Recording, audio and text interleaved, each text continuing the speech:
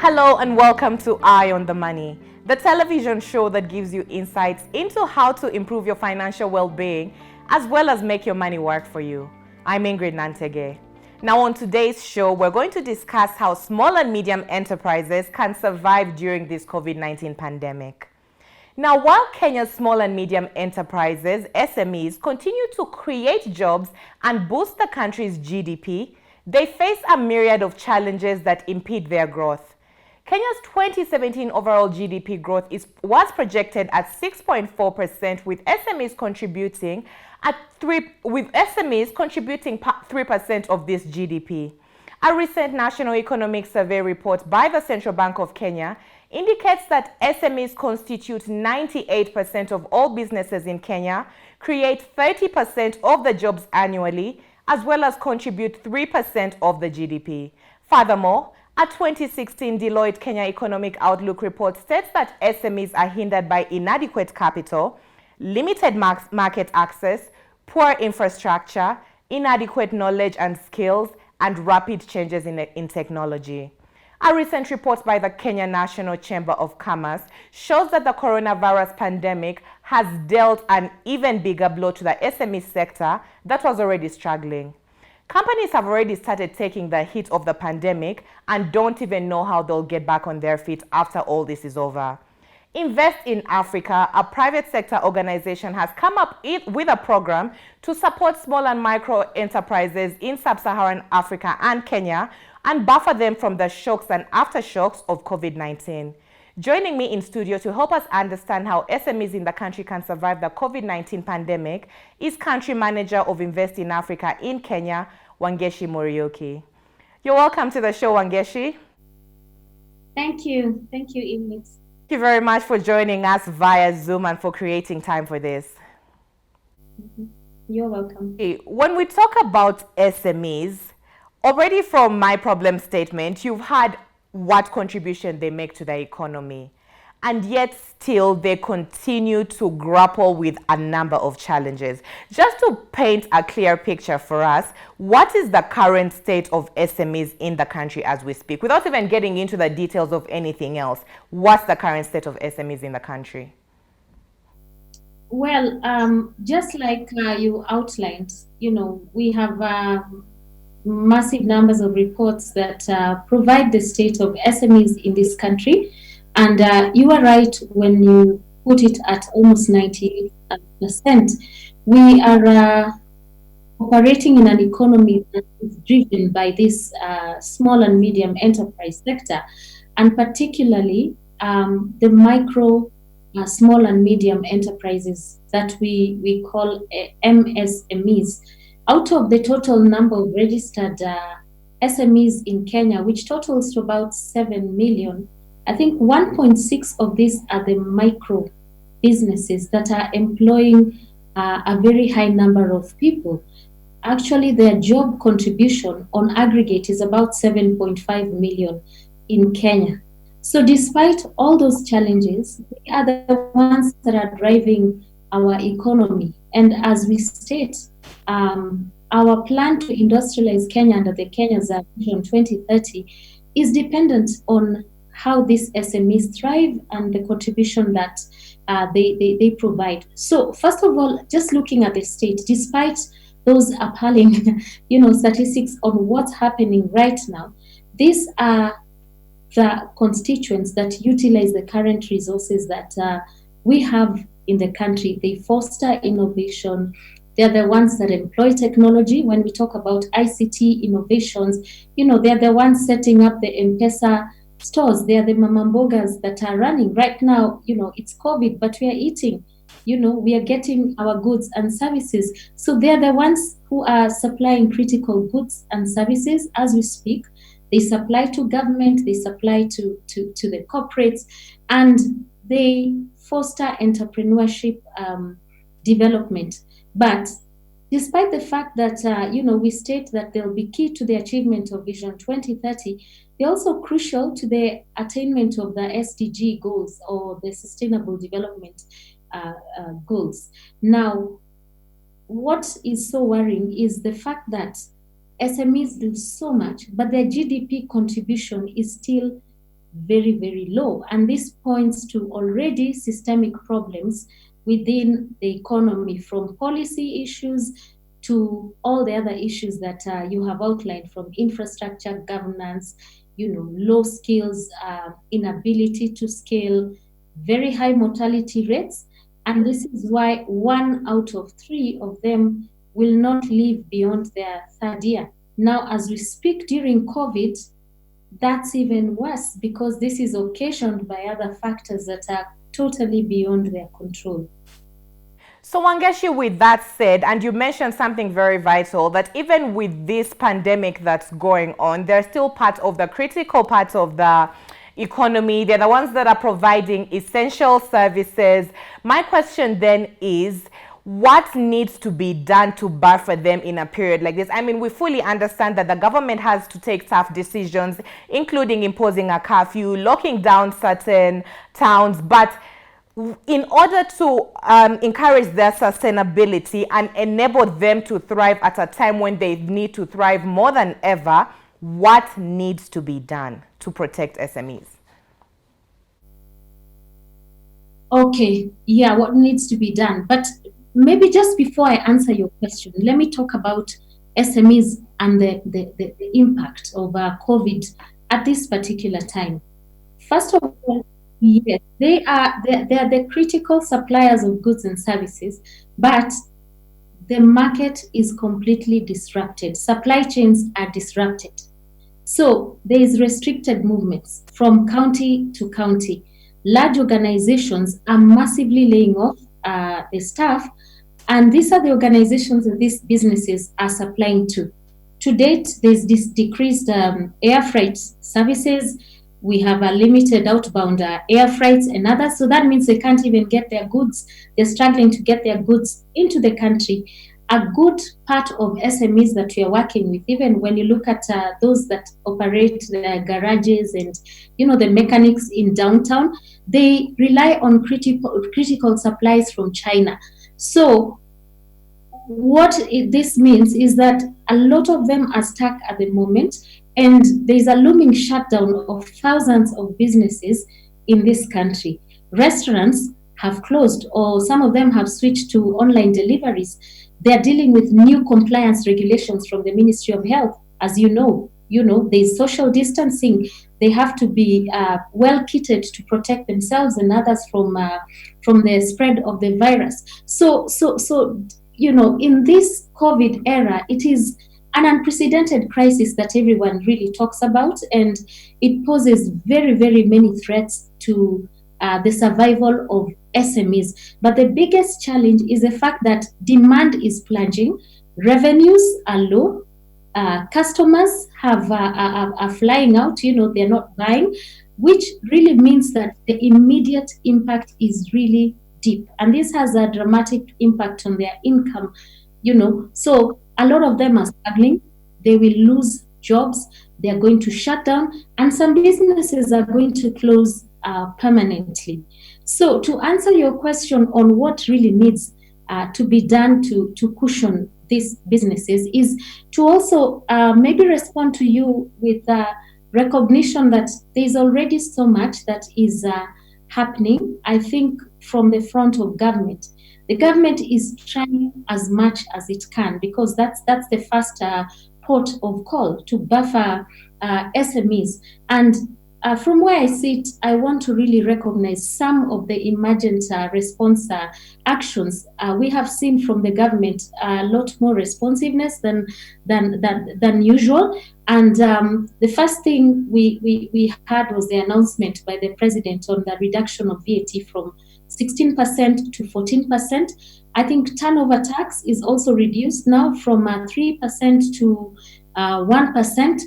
And then for the banks, the cash reserve ratio has also been reduced in order to improve the liquidity to the banks to be able to lend to SMEs. And prior to that, we were looking at a reduction of interest rates.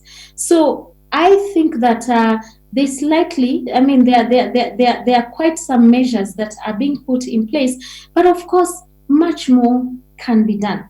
And Ingrid, we are dealing with a very, very huge problem, because how do you support millions of organizations in an economy that is already struggling. So there are quite a number of measures that could be taken still by the government to increase the efforts and to minimize the negative impacts of COVID, not only from the government but also from the private sector. So one is a big push to get the government to maybe seek external funding that will ensure that banks can lend to SMEs, or rather to cushion the SMEs by looking at other sources. I think we all know that the government sources of revenue will decline or are declining with the reduced taxation as we speak. And therefore, the government should be turning to the World Bank, to the IFC, to African Development Bank and others, while it also realigns its budget to set up maybe a debt relief fund for the SMEs. That's what is happening in other economies. We have a small economy that, I would say is still growing and still severely challenged. So we can't just rebound by ourselves, even though we do have quite a resilient economy comparatively to the other countries within the region. So the government could still provide more tax incentives, but more critically is to find a way of establishing credit guarantee schemes that will enable SMEs to get to address their most pressing challenges, which is cash. Most of them have no money to go beyond a month or beyond 2 months or 3 months, which means that the economy is going to continue suffering. So there is much more, I believe, that the government could do. Looking again at, say, the commercial banks, because as you clearly outlined, access to finance is one of the biggest challenges. And the more we progress with this COVID situation, the more the banks will be more, will get averse to lending to the SMEs, because already they don't have sufficient collateral, and it's a very, very risky venture to lend right now. But we've also seen banks respond in more positive ways. Most of them are talking about rescheduling of loans. They are providing, tooling, and we are even working with banks at Invest in Africa to educate SMEs, to offer them skills on how they can reschedule their capital, recapitalization, or utilize their cash flows more effectively, and to sensitize them on what instruments and facilities that the bank really have. But what I would recommend from where I sit, because we are running a network with over 2,500 SMEs at this particular point, is to start laying a focus and taking actions towards sustainable approaches that will be looking at the longer term to keep these SMEs alive and be able to salvage our economy. So one way, of course, is to provide very targeted skills and education and assistance programs, not only to the SMEs directly, but to organizations like Invest in Africa, to the chambers of commerce, to provide them with local assistance, because we are intermediaries that are holding very many numbers of SMEs. So we are able to provide frontline relief support to these SMEs. And at the same time, we're also able to collect data from the SMEs and inform the government, inform the industry on how best they can be able to develop very targeted and practical initiatives. A lot of these SMEs, what they need now is high-touch business support. Maybe they've got 15 days or 30 days and they want to negotiate on their rent, for instance, or they need critical supplies. Who's gonna deal with millions of these organizations? So it's important to start working with the membership associations, the intermediaries, and bringing all of us together to unify our approaches towards solving the same problems, because we're in the era of networking, and this is the only way that we can provide sustainable solutions to helping SMEs. Now, Wangechi, you mentioned something that caught my eye. with this COVID-19 pandemic, it's undeniable that SMEs have been affected. In fact, you've rightly said that the market has been disrupted, supply chains have been distorted. The question then is, where lie opportunities for SMEs right now? On the side of the SMEs, are there opportunities that are available for them during this period that they can ideally tap into to stay afloat? Is this a time for them to remodel the way things are happening? What is going to be done in this situation where everything, including where they're getting some of their products, what can the SMEs do in this time to stay afloat? Absolutely. Every challenge or every crisis has a flip side. There are opportunities. And let me just mention to you that it's not all gloomy. We do have SMEs that are thriving, even within our network.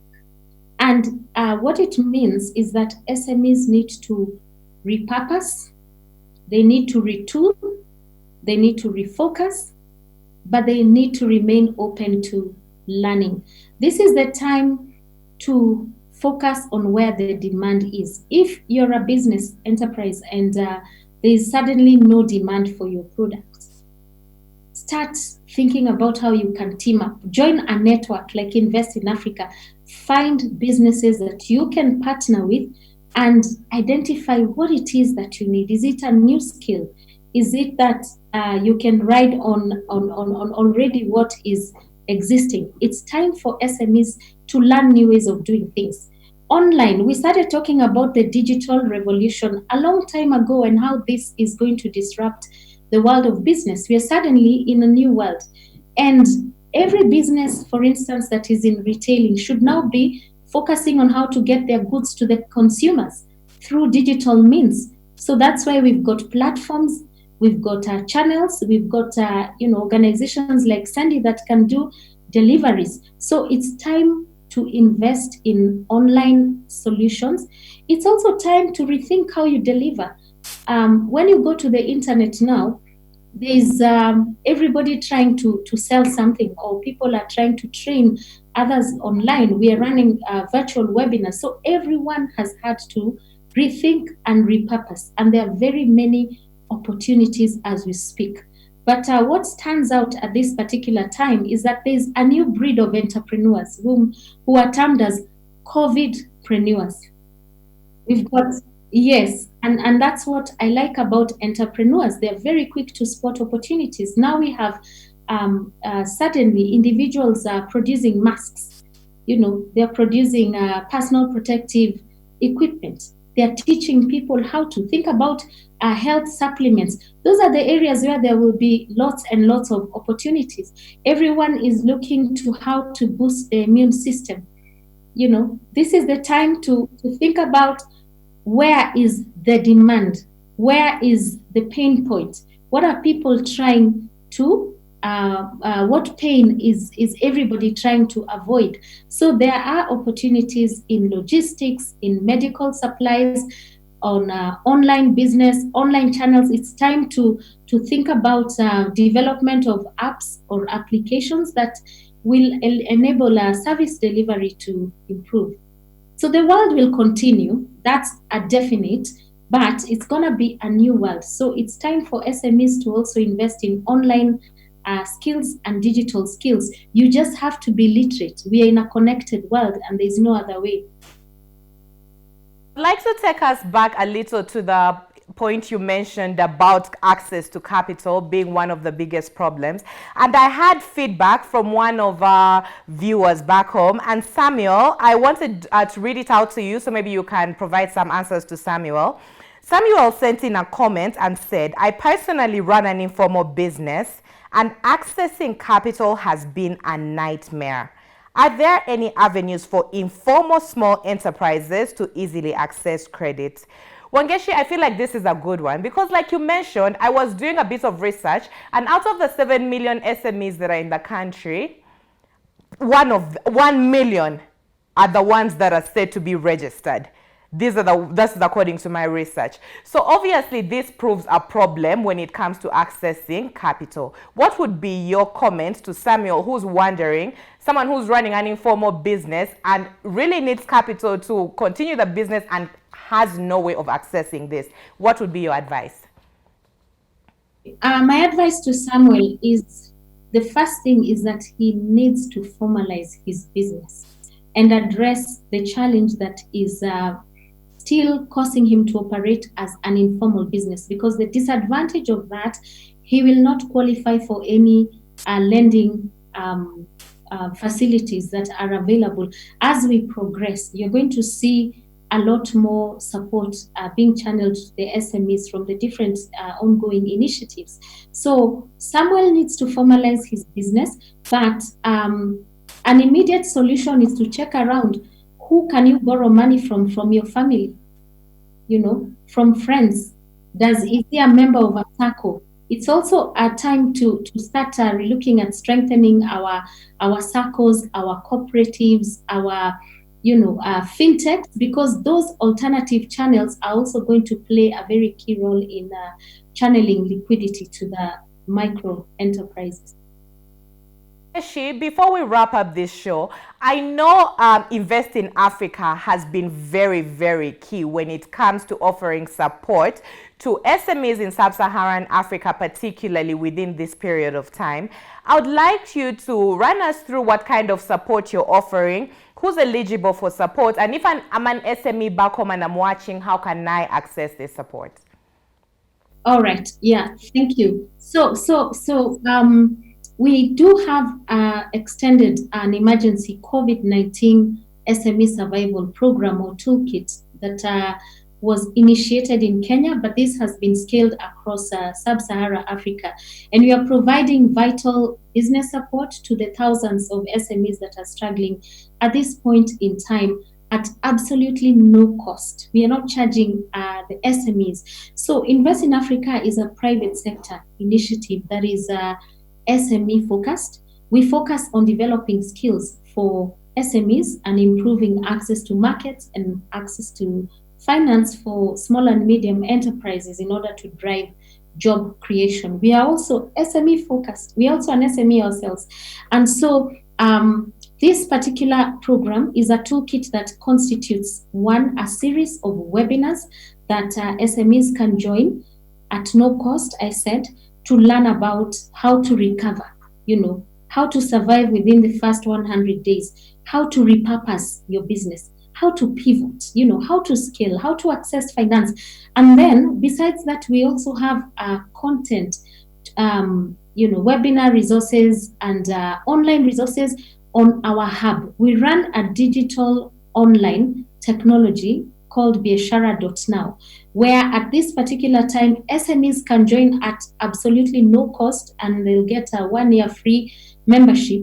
Within that platform is where you can access the resources. Like now, if you want to know how to undertake a scenario plan, how to manage your cash flow, it's so much easy. So we've got guides, we've got how-to guides, we've got best practice tools that SMEs can access, but they need to join biashara.now to get onto our knowledge hub or our Biashara Academy. But the webinars can be joined anytime. If you visit our website, you'll see the calendar of activities that are scheduled. So besides that, we also partner with corporate organizations. We also partner with different organizations like EY, business development experts, consultants, mentors, and coaches that we've brought together within an ecosystem to offer SME support at this particular time. We are running a business clinic on a weekly basis where you can post a question and we'll get an expert to respond to you. So it's really about running support as private sector together in collaboration with our partners to provide solutions. And to date, if there's any SME out there wondering what to do, where to get ideas, or whether to talk to someone, please contact Invest in Africa and join our biashara.now network, because then you can be able to get support. We've also offered this biashara.now to enable SMEs to network with each other. Right now, this is a time to collaborate. You don't have to work in isolation. Look for someone who has what you need. If there's somebody producing masks, maybe they need capital, which you have. You can team up and see how to extend your products. We are now thinking about focusing internally, getting markets internally if you've been exporting. So there's a lot we need to network. This is a vibrant membership platform. It is designed for SMEs. And let me just state again about our survival toolkit. This particular, yes, Just wind up for us as you tell us about the toolkit. exactly. It's really about survival. That's what everybody is talking about. It's about how do we survive. This is a COVID response initiative, just like any other. And what we want to do is to ensure that SMEs are resilient, that they survive, that they come out stronger, and we don't want them to be left behind. So we are providing very, very practical support for the business and bringing for them coaches, experts, and mentors, and particularly is to link them to finance, because banks are lending, but there are requirements. So what we are doing is to get them bank ready, investor ready to survive in the new world of COVID. Thank you very much. That was Wangechi Muriuki, Country Manager, Invest in Africa, Kenya, bringing us very amazing insights on how small and medium enterprises can survive within this COVID-19 period. And Invest in Africa also has a program, so if you're an SME owner, be sure to check them out. And that's where we wrapped it. I beg your pardon. And that's where we wrap it up today on Eye on the Money. However, you can keep the conversation going on our social media pages on Facebook, Instagram, and Twitter. Don't go anywhere, because we have so much more amazing programming coming your way right here on Metropole TV. I'm Ingrid Nantege.